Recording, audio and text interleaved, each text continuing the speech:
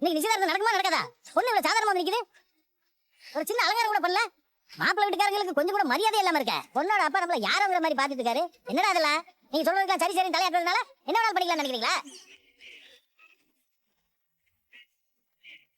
Broker உங்ககிட்ட விஷயத்த சொல்லலையா? புரோக்கரா? என்ன விஷயம்? நிச்சயத்தை வேணாம்னு சொல்லிட்டு புரோக்கர் கிட்ட சொல்லிவிட்டோம்.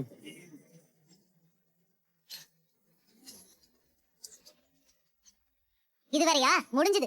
ஆமா, ஏன் நிச்சயதார்த்தம் வேணாம்னு சொன்னீங்க? ஏங்க, நீங்க நிச்சயம் வேண்டாம்னு முடிவு எடுத்திருந்தாலும் அதை சொல்றதுக்கு ஒரு முறை இல்லையா? புரோக்கர்க்கே சொல்லி அனுப்புவீங்க, நேர்ல வந்து சொல்ல மாட்டீங்களா? சரி, என் பையனுக்கு என்ன குறைச்சல் நீங்க நிச்சயம் வேண்டாம்னு சொல்றதுக்கு? ப்ளீஸ் தப்பா நினைச்சுக்காதீங்க. புரோக்கர் சொல்லிருப்பாருன்னு நினைச்சோம். எங்க மேலதான் தப்பு. நீ இருமா, நானே சொல்றேன். நாங்க ஏற்கனவே எங்க பொண்ணை பத்தி உங்ககிட்ட சொல்லியிருந்தோம். இன்னும் சில மாசத்துல டிவோர்ஸ் கிடைச்சிரும் தான் நினைச்சுக்கிட்டு இருந்தோம். யாருக்கு டைவர்ஸ்? இந்த நிக்கிறேன் இந்த பொண்ணுக்கு தான்.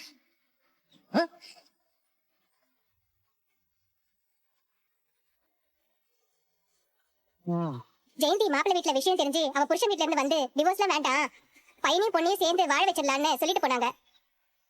அவங்க பேசினதுல ஜெயந்தி அவர் கூட போய் வாழ்றதுக்கு சம்மதம் சொல்லிட்டா.